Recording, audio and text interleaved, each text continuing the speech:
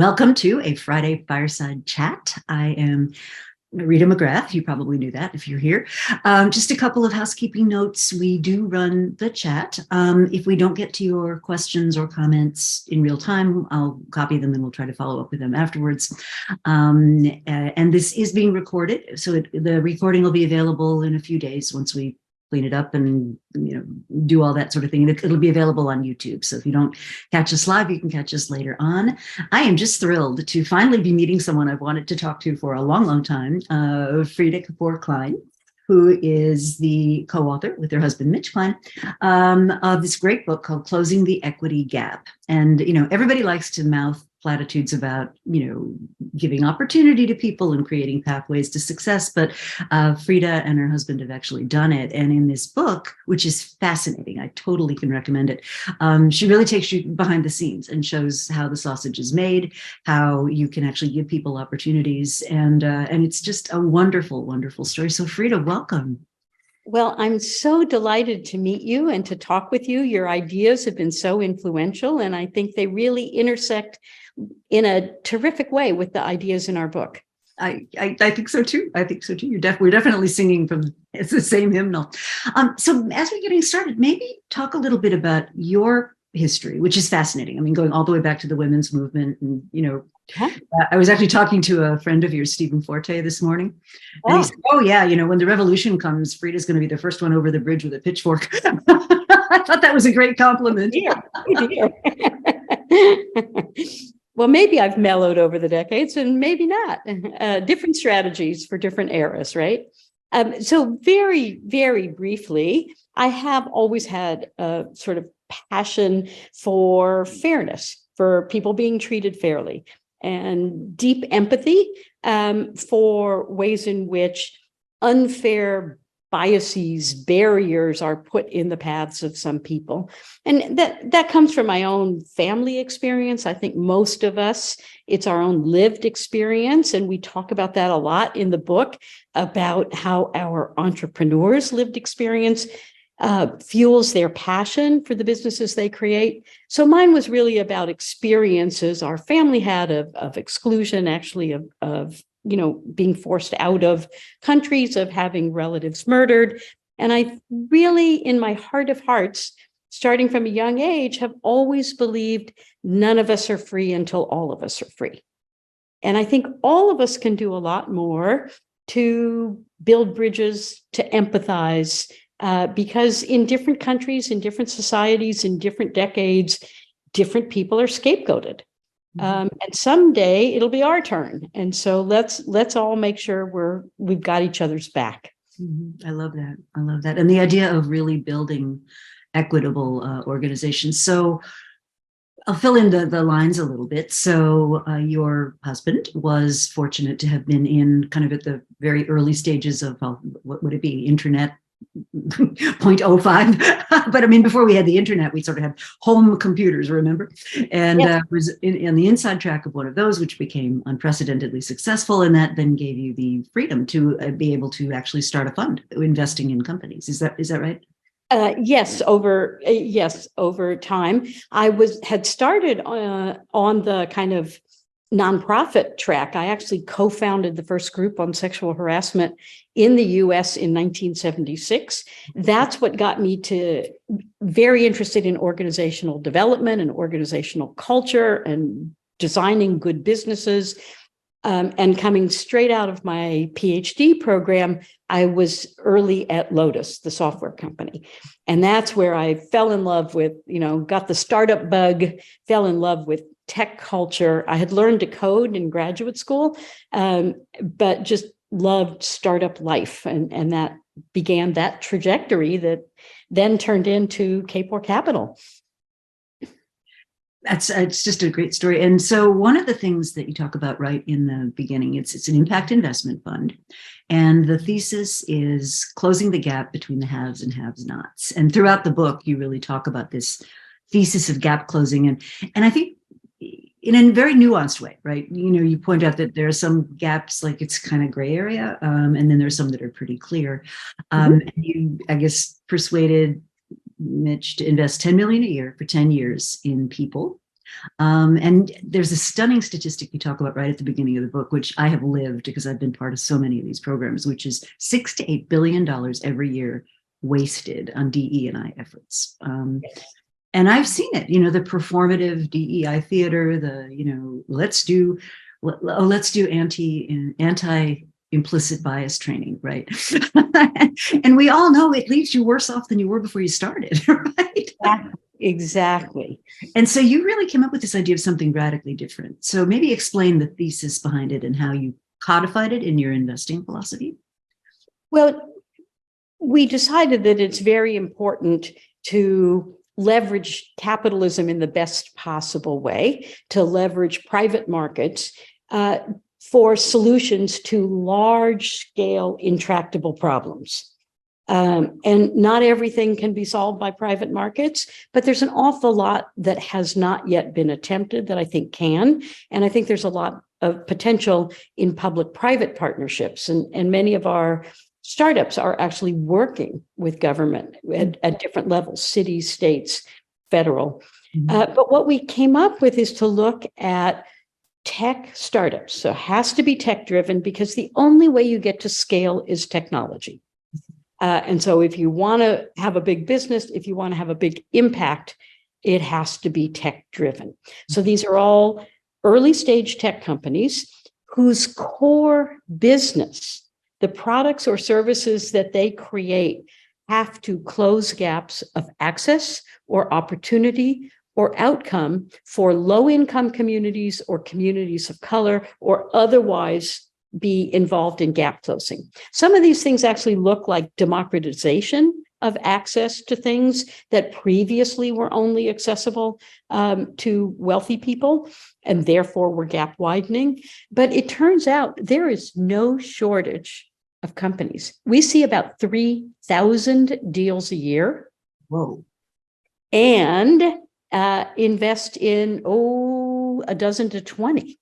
And, there's probably easily 10x that number that fit our criteria and that would be good investments. So there's plenty of room for lots of people, and we would really like other people to come adopt this philosophy. Because I should also point out, a decade into 100% gap closing companies, we were top quartile and have been consistently top quartile financial returns, meaning we are beating the financial results of 75% of all the other venture capital firms of our same size and vintage, regardless of whether they've got a diversity lens or an impact lens, or even those firms that are just looking for financial returns, we're still beating them. I love that. And it feeds so beautifully into so much of the conversation on, in the large company world, right? Should companies be run for the benefit of their shareholders? And what a growing mountain of research is showing is that companies that do indeed adopt these more inclusive, more opportunity-friendly, across the board sort of structures are actually better financial performers. A great example of that is you may be familiar with KKR and their investment in CHI overhead doors. When they made hourly workers owners, and when they had an exit event, they sold off to Nucor Steel. These guys, it was game-changing amounts of equity. And I love your approach because it's so hard for people that are not part of the club to get any kind of equity, any kind of meaningful equity. Exactly. So this is definitely a wealth building strategy for those who are, first generation college goers or immigrants or people from low income backgrounds. They can change the trajectory of their lives, their families, and their communities. And what we love is when our entrepreneurs use their own lived experience to identify a problem and then to identify that solution, not just for themselves or their families, but for their whole communities, and completely transform millions of people's lives. Well, and one of the great examples in the book is the case of Fresno. Bitwise Industries. Yes, that's right. I was just looking for the name, Bitwise Industries. Maybe could you tell that story? Because I think it's wonderful. I mean, these were people who came from a very disadvantaged upbringing, got out, right? Yes. And this is what I think the story is so interesting. And then came back with the resolve that they weren't going to abandon this place. They were instead going to invest in it and make it better. Exactly right. This is the story of Jake and Irma, two people who grew up in Fresno, who left for college and graduate school. In Jake's case, he's a lawyer by training. Irma, sort of fourth generation farm worker family, sort of went to college by accident and became an engineer by accident. She actually tells a story about, she got college brochures and couldn't afford to do a college tour, but picked a college in Toledo, of all places, because, and picked her engineering major because she liked the look of the building. And, she's just a very talented engineer, but it's just these accidental paths when we don't have role models, when we don't have good public education, when we don't have good pathways. And Irma had to go sell bottles and cans for the nickel each to afford her Greyhound bus ticket from Fresno to Toledo. And so now she's sitting on top of a company that she co-founded with Jake. Bitwise Industries is now in 10 cities. They've got 1,000 employees. A couple months ago, we co-led their $80 million latest funding round. And what they do is, at its core, gap closing. So they create apprenticeships, tech apprenticeships in what they call underestimated cities. So they started in Fresno, their hometown. They buy distressed real estate and fix it up, and it becomes their classrooms. It also becomes space for their graduates to do startups. It becomes space for the local businesses to put in a new coffee shop to feed the students. But they are paid apprenticeships. So they take people from retail or factory jobs making minimum wage. They go through 6 months, let's say, of full-time paid apprenticeship training. If they need transportation because they haven't been able to afford a car, Bitwise provides transportation to the apprenticeship. If they can't go there because they're a single parent and they need childcare, Bitwise provides that childcare. If their family is food insecure, Bitwise will help. What they've recognized is that what's in the way of many people upskilling is not a lack of talent, nor is it a lack of drive or ambition. It is that daily life gets in the way. So they've removed those daily life barriers. They've transformed the economy of Fresno. A local realtor said that the majority of new home purchases in Fresno were Bitwise employees and apprenticeships. Stunning, right? And so they thought, well, maybe it's just because they had a home court advantage. They went on and repeated in Bakersfield, Merced, and Oakland, all California cities, all of those being successful. And then they went outside. They went to, the spot of Irma's alma mater, to Toledo.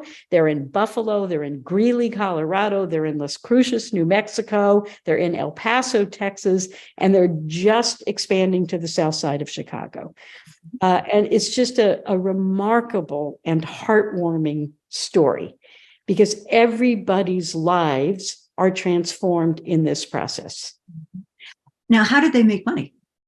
They make money because they hire about half of their apprentices, and they have a very robust consulting service, so that they provide a huge proportion of Salesforce administrators, for instance. They train their apprentices in cybersecurity, Salesforce administration, DocuSign administration, and then those folks go out into jobs, but half of them stay in the consulting business.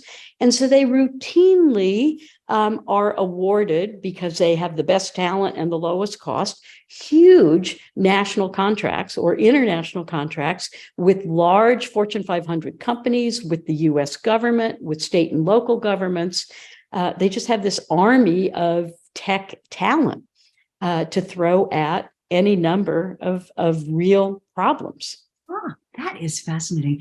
One of the other observations I would make, and I've done somewhat accidentally a lot of work in this sort of space is if you take somebody who's from a disadvantaged background, right, kind of pound for pound, other things being equal, they're just better than somebody who had all the advantages because they had to be.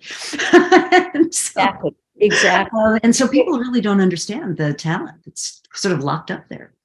Exactly. And we talk, and in the book, we talk a lot about distance traveled. And it's something I learned from co-founding an undergraduate scholarship program about 20 years ago, and then going on and founding a college access program in STEM, science, technology, engineering, and math, for low-income high school students, half girls from day one. And I learned this notion of distance traveled being such a better predictor of talent than pedigrees. And I think it's exactly what you're talking about in terms of why they do so much better. It is they've demonstrated a remarkable persistence and resilience and determination through unimaginable hardships that they don't even talk about. And so what I learned from our scholarship students, it was just a fact of daily life for some of them that every day they chose, am I going to have lunch today and walk 3 miles home? Or am I going to skip lunch and be very hungry? And instead, I can pay for the bus home. And if that's your daily life, you develop all kinds of coping skills and strategic skills and decision-making skills and a long-term view of ambition, who you are, who you want to be, how you're going to get there. That I think is just, we don't have a way to capture. Certainly resumes and LinkedIn profiles and the algorithms we use for hiring, they don't capture that distance traveled. And I think we could benefit as a society, as employers, as higher education, if we put that distance traveled metric into how we look at candidates, whether it's for education or for employment. Well, I've been saying for a long time that once you could actually measure capability or skill at the level of the capability or skill, now all of a sudden, all these other things that are really just signaling systems, right? So the fact that you have a degree and what kind of school did it come from? And what an employer really wants to know is, what is it you're capable of doing, right? I mean, if we cut right to the end of this, what are you capable of doing? And we don't really, at the moment anyway, have great ways of determining that. But I think we're starting to see early evidence that, and some of your programs, I think, fall right into this, early evidence that that's a great way of fixing things. One of the other, and you don't talk about it a lot in the book, but one of the things I found super interesting, and it's on page 34, where there's an executive order that the government agencies are going to bring challenges to tech. So rather than designing the solution and then telling tech companies to bid on whatever it was some bureaucrat came up with, was sort of say, here's the problem, tech. You guys. And I never thought about it that way before, but when you think about it, most of government procurement is kind of backwards because, you've got some person thinking up a solution in a vacuum. Completely. And given the pace of technology these days, government, by definition, is going to lag technology. And so it's always, and we see this right now with AI, we see government running after, trying to figure out what is it and how do we put up the guardrails? How do we rein it in? And aren't we better off putting the right people in the room and saying, can you bring your entrepreneurial chops? Can you bring your vision of the future? Can you bring your lived experience and help us design a solution, and a fair solution, and one with guardrails to these intractable problems? I just thought that was it's a small point you make in the book, but I thought, wow, that totally changes the game. So another way in which our work kind of dovetails, so the education piece is definitely one, but another is this whole way of thinking like an entrepreneur. And I codified part of it years ago in this concept called discovery-driven thinking, discovery-driven planning, which is rather than, you throw a pile of money at something and you create a big team and you assume you know what's going on, you say, wait, let's test out some of our hypotheses first. And good entrepreneurs have always operated that way. But I think for big company people, this comes as a real shock because what big companies want to do is see big results really fast, and they think it can be solved by throwing money and people at the problem. So I just saw the other day a big announcement from some firm that's heading off in some big direction that's unlikely to be successful. But and so what they do is they create these big teams. They fund it completely. They have this 18-month long quantification of fantasy wrapped up in a spreadsheet. And so they get 3 months in, half the team now completely knows this is the wrong direction. This is not going to get us where we want to go. And yet now it's like we've got this freight train of stuff going forward. And so we don't speak up, we don't change course, we don't say to our leader, mudslide that way, like we don't want to do that. It doesn't. And so you end up, 18 months or however it takes before the thing finally implodes of its own weight, before it just goes over a cliff. But I think you brought that really entrepreneurial sensibility. And this is where I think the magic happens to these social issues. What I hear, in the capitalist circles I travel in is, you'll never make money doing good, not for profits. That's the way to do that. And you're kind of looking at it going, actually, no, there's really massive amounts of untapped opportunity here. So how did you get to that insight? Or maybe that was just so natural to you, you don't even remember. Well, it's been evolutionary, but I do want to back up a moment and give you credit for this whole notion. My dog came to visit, is discovery planning, because many people have now talked about it in more recent decades. But you really nailed it first. And it's what we talk a lot about customer development these days. All your ideas about checking assumptions, that's really what a great entrepreneur does. It's about iterating. It's about pivoting when they need to pivot. All of those, buzzwords we have today are rooted in something that you identified decades ago. So kudos. Oh, thank you very much. And we see this in our best entrepreneurs. They see a problem. It comes from their lived experience. They're passionate about solving it. One of the other stories that we tell in the book is of an entrepreneur by the name of Phaedra Ellis Lampkins, who started a company called Promise Pay, also doing extraordinarily well. And Phaedra had this searing experience as a child. She grew up in a low-income family, and she went to a school with lots of other low-income kids and eligible for free and reduced lunch. At her school, though, her public school, she had to go stand in a separate lunch line. This, it's sort of like putting a, big scarlet letter on your forehead.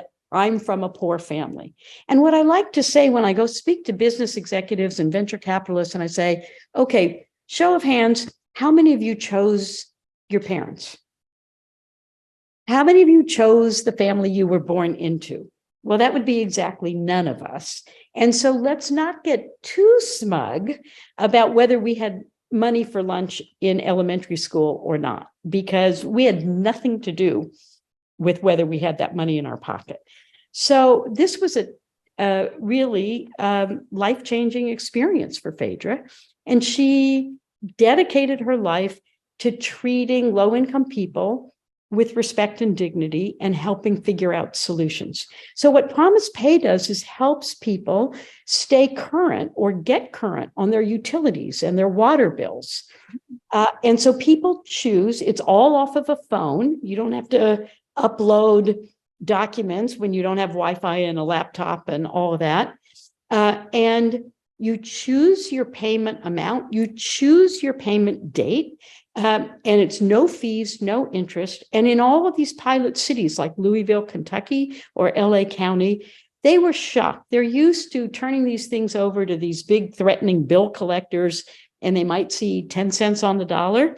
So 95% of people, when treated with respect and dignity, given some choice about how much they pay and when, 95% of people paid their bills.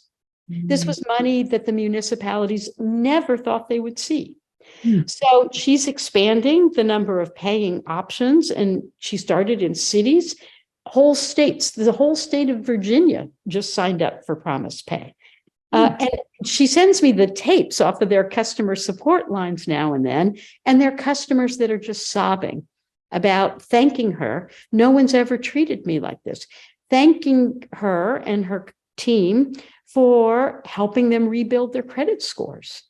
People want to pay their bills. People want to be good citizens and good neighbors and good community members. And we often just make it too hard for them to do so. Absolutely.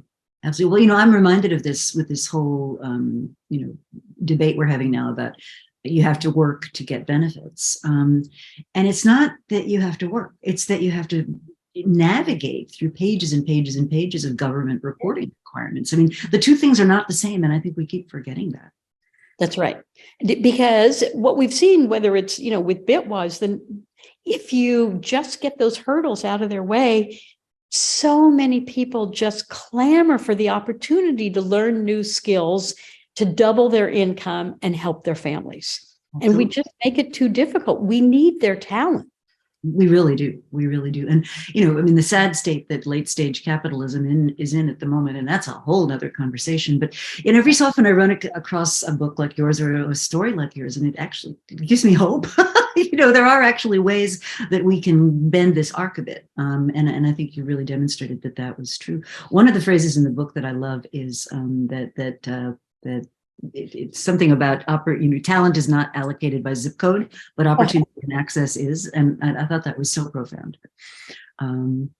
So one of the stories I hadn't, I sort of knew it from like 4 arms lengths, the Uber story, and like anybody, of course, Uber has had a big impact. And you were one of the almost accidental early investors in Uber. So maybe tell that story. I think people would find that really fascinating.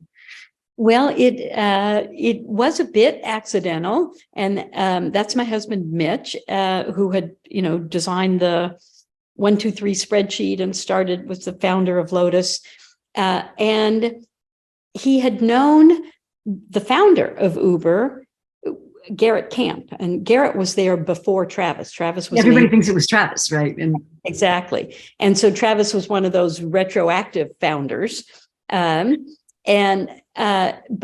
it was captivating in terms of the use of technology and in terms of how we saw it, although we invested prior to our having 100% gap closing investment thesis, but we also were well aware that there are many people who could not get a safe ride home based on the time of day that their shift ended, based on the neighborhood where they were working. And also there was a lot of data about taxi drivers. And, certainly I've experienced this in New York. You watch taxi drivers go past Black men who are trying to flag them. So we did see that possibility, as well as for Uber drivers. Uber, we always said Uber was a great second income.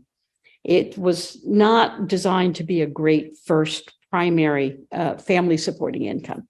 But so we became investors, angel investors, never had a board seat, but periodically some of one of Travis's direct reports, Emil, would call, there'd be some crisis, there'd be some culture problem. They were in this rapid growth that we'd been through, and they'd want advice and they'd want help.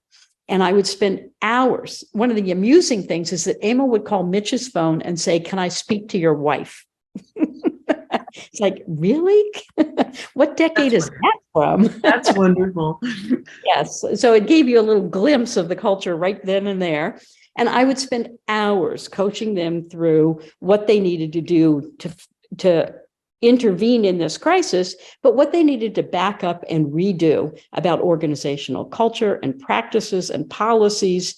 And they would implement some of the intervention techniques and none of the other stuff, nothing that would prevent the next crisis. So this was a recurring theme. And so at the point when Susan Fowler's blog dropped about what an awful year she had as an engineer at Uber, we said, look, we have to speak out. We have tried as hard as we can try to give them advice behind the scenes, be accessible. I had gone into the company at the invitation of one of the women engineering groups. And it just was, it was the tsunami of their culture. just couldn't be fixed with these little tweaks. So we wrote a public letter to the board, to the other investors, and it had an impact. And part of the impact, the rest of the venture capital community thought we had overstepped. You're supposed to be endlessly loyal to your founders. And we believe you're supposed to be endlessly loyal to good principles and practices and values, not endlessly loyal to actors who become bad actors. That's tough. And I think one of the phrases that you had used against you was that Kapor Capital will turn on you. Yes, the way they turned on the people at Uber, right. and that simple phrase says an awful lot. Well, it says a lot about what an insular and clubby environment venture capital is, and that being in the club is more important than doing the right thing. So interestingly, I just wrote a piece about Uber's current CEO, Dara, and did something that I cannot imagine Travis ever doing, which is he bought a secondhand Tesla, as one does, but took a stint as an Uber driver, and used that experience to actually improve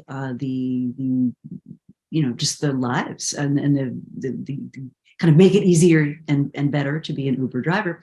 And the consequences for Lyft have been pretty dramatic. I mean, they've just announced major downsizing and restructuring and everything. And so, it took a long time to get to it, but like treating people well actually does have a payoff. Exactly. Well, and again, the customer-driven approach, talking to drivers are as much a part of the equation. Anybody who's taken an Uber or a Lyft or a taxi, for that matter, your experience as a rider has everything to do with the driver, not with who's the CEO. And Dara has been great. Dara invited us to come in and, understood that we never talked about whether he agreed or didn't agree with us speaking up, but he really wanted our advice on fixing the company. He understood he inherited a huge number of problems and a broken culture. Yeah, I was surprised he took the job, to be honest. When it was finally announced, I was like, he had such a track record of, and I can't remember where his previous company was, but I remember he had done, what was it? Expedia. That's right. So he had this incredible world-changing, happy puppy kind of life and to step into. Exactly. Wow. You must have a backbone of titanium to be able to even contemplate that. Well, he's done a remarkable job, and I think writers, drivers, investors all see the results. Mm-hmm. And Lyft has not kept up, frankly. Exactly.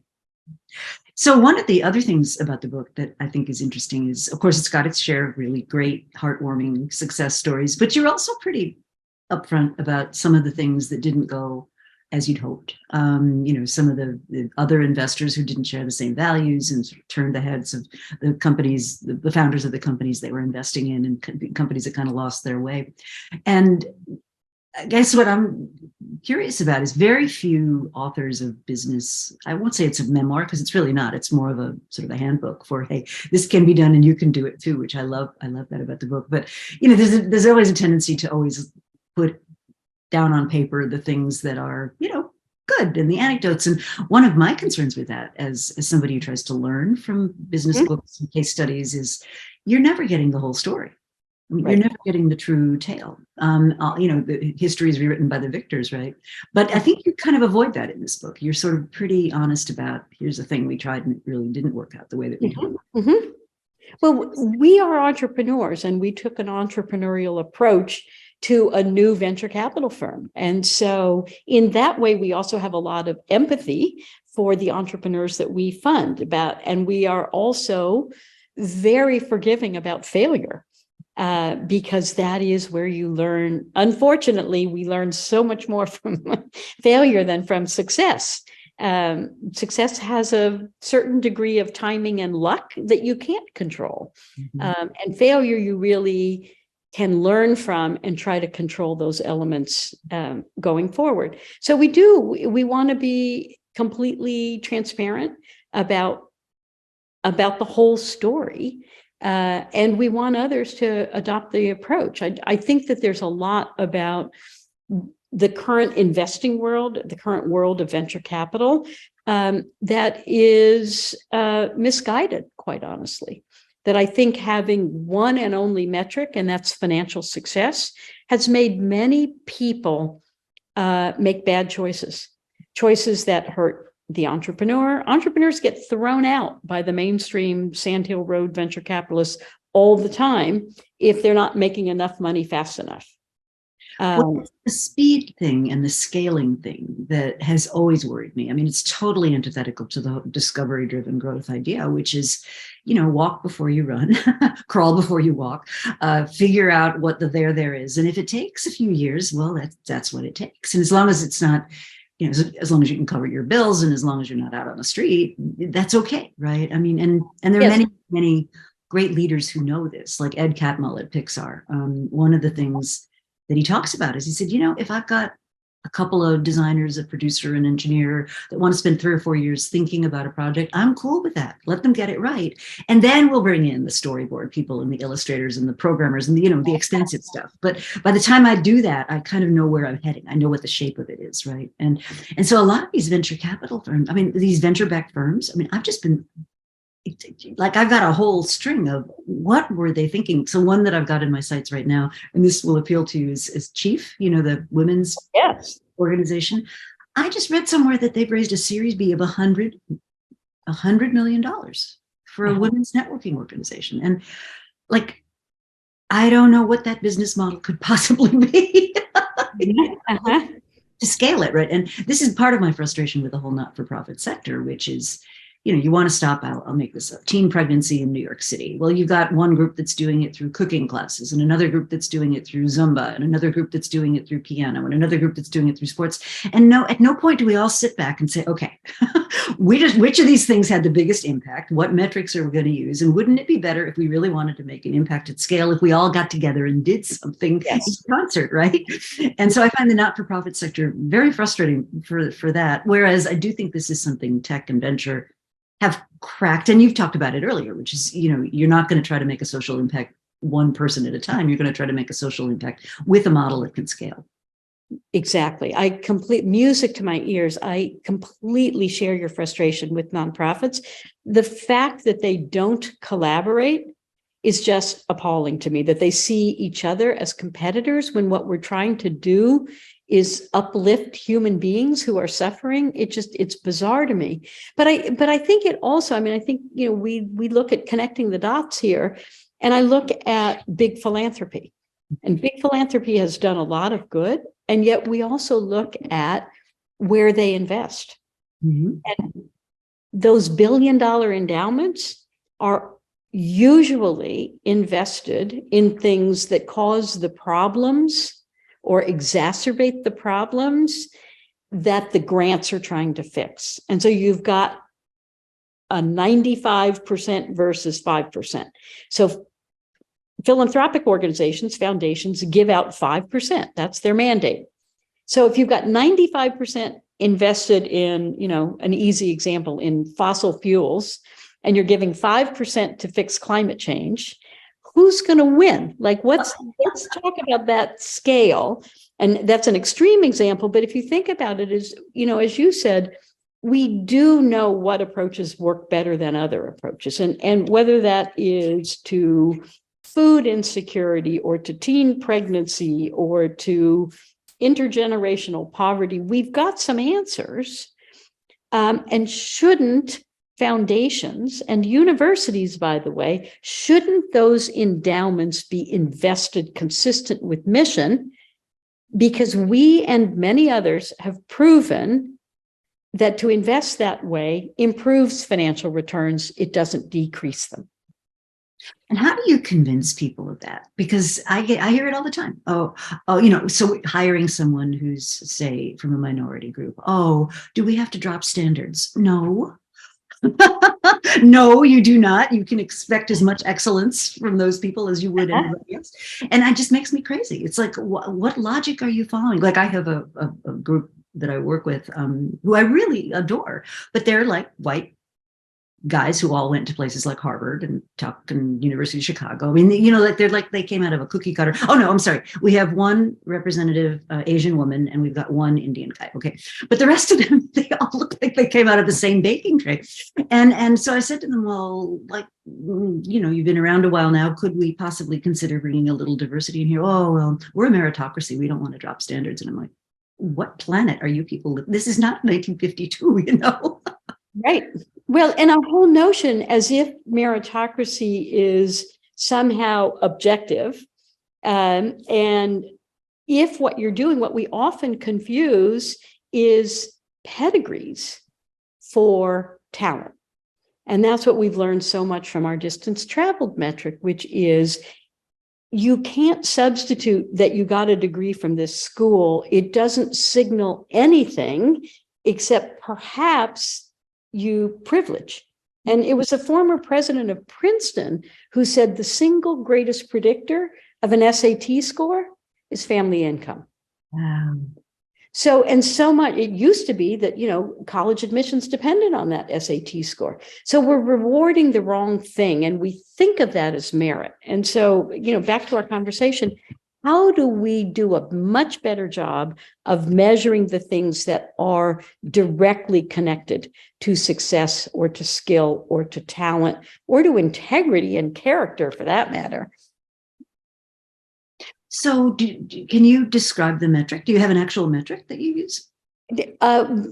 No, but when we talk about distance traveled and we look at the distance traveled of the entrepreneur, we look very specifically where they started in life and where they got to on their own steam, as opposed to those who were, got their pedigrees and things through accidents of birth. Mm-hmm. We look at that distance traveled completely connected to their own lived experience. So we look at when they come with a business plan, with a pitch, with a deck, we look at where did the idea for that come from? Was that part of their lived experience? Because we find that there's a level of understanding, there's a level of nuance, and there is a determination to make that solution succeed, and they will keep at it.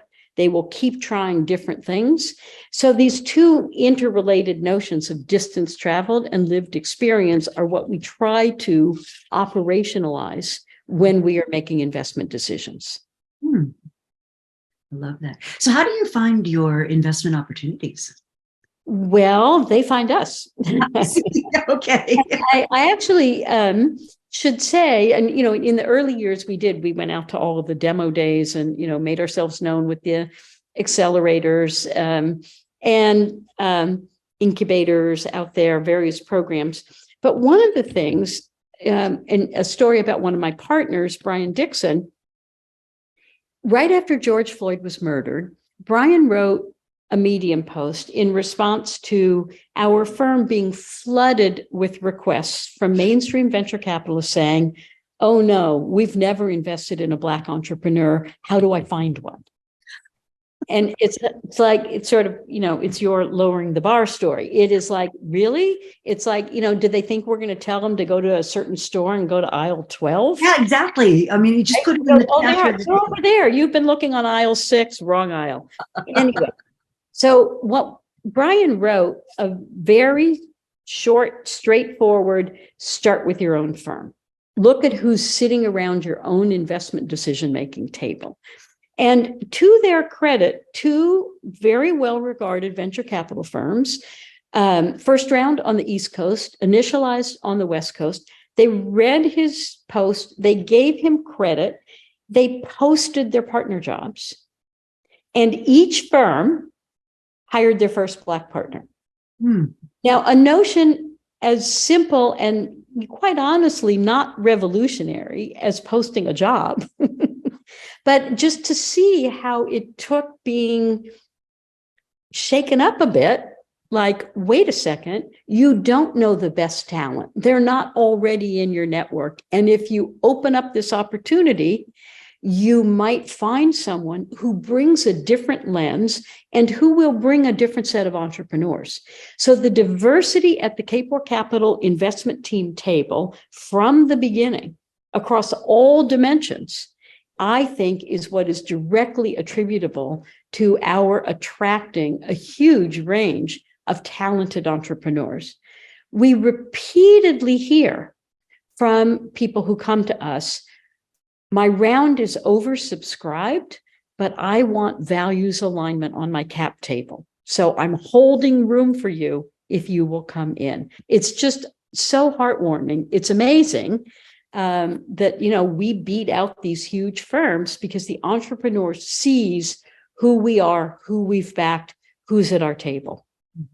That's amazing. So I know some of our listeners will be really interested. So you've identified someone, they've sort of got through the initial hurdle of they're closing a gap, it's lived experience, they've got a lot of miles traveled. What would be the next step? In terms of investing? Well, just in terms of how you would work with that.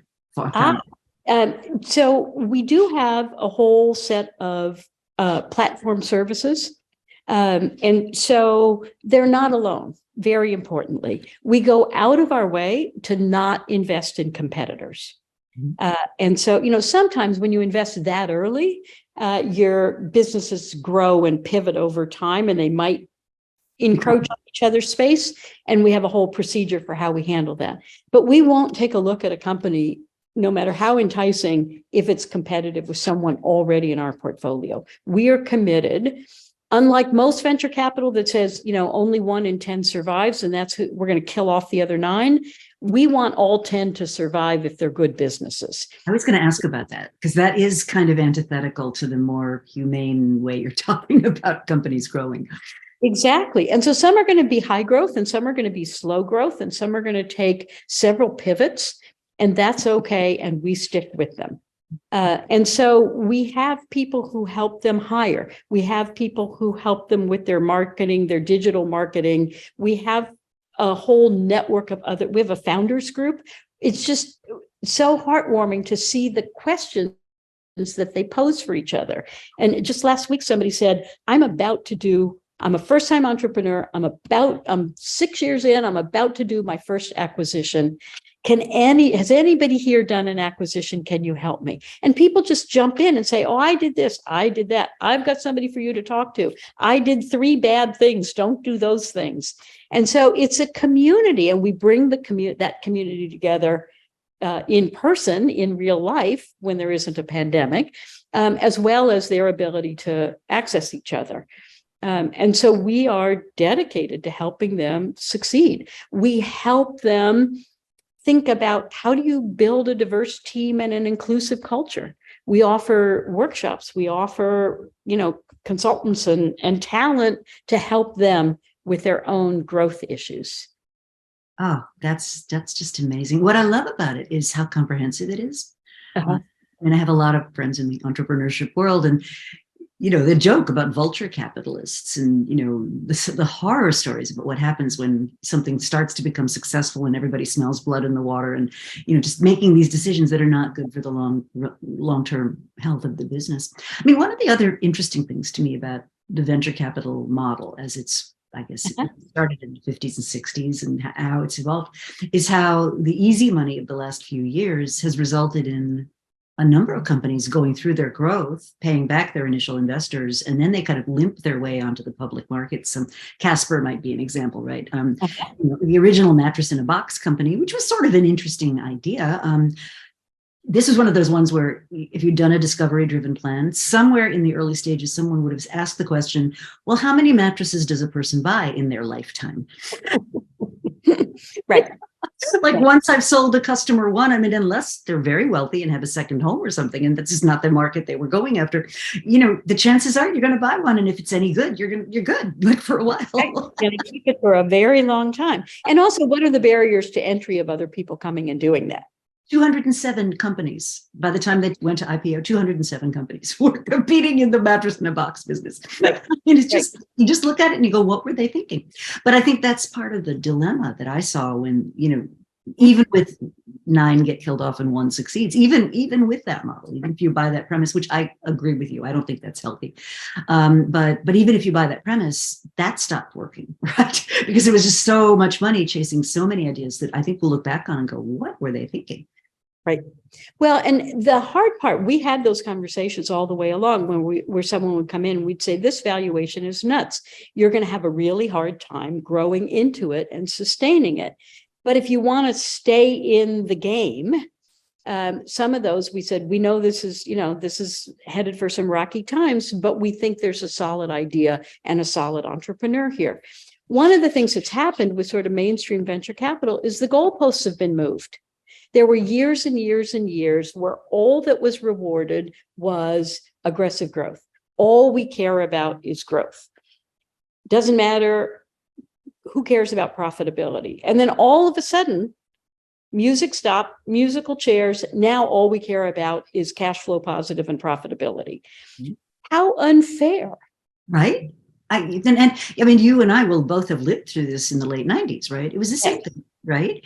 Yes. And I remember a very famous venture capitalist, Fred, I'm blocking on his last name now, but he was saying, yeah, I mean, I was suckered into this excessive optimism, but look at all the infrastructure that got built as a result of it, right? I mean, there were good things that came out of it, but we saw the same turn, right? I mean, I was teaching at the business school at that time, and we had a running joke, which is, oh, B2B, back to business, B2C, back to consulting, back to banking, back to consulting, because all the business school students for that sort of 1998, 99 period, they were all leaving to go join these heady startups.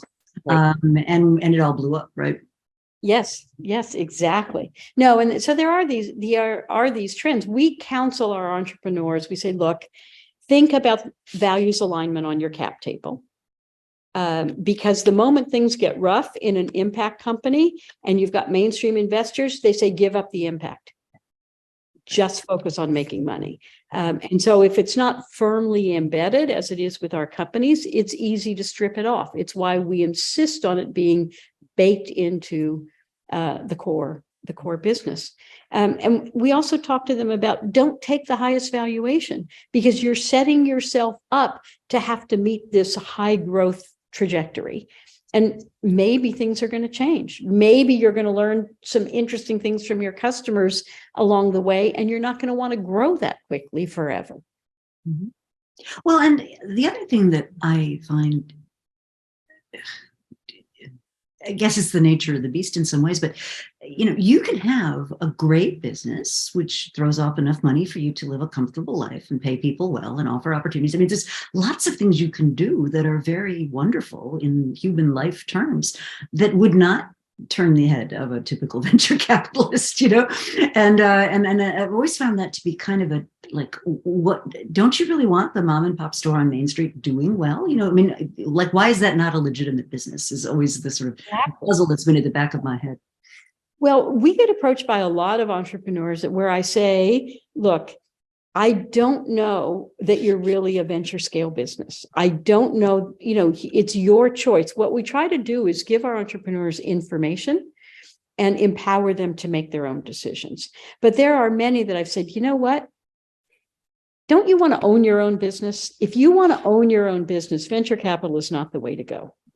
Because if you're lucky and you have a big exit, you're going to, at that point, own somewhere between 5 and 10% of your company. Mm-hmm. And many of the business plans we see, it's really, you know what? You ought to be looking for debt. You ought to be looking for somebody to finance your receivables so you get to own your whole business. And there's some glamour attached with venture capital, but it's not the right model for many, many businesses. So where do you hope it evolves to? Well, I hope that venture capital. And we're talking about this fantastic book, Closing the Equity Gap, Creating Wealth and Fostering Justice in Startup Investing. Great book. I highly recommend it. So much. Thank you.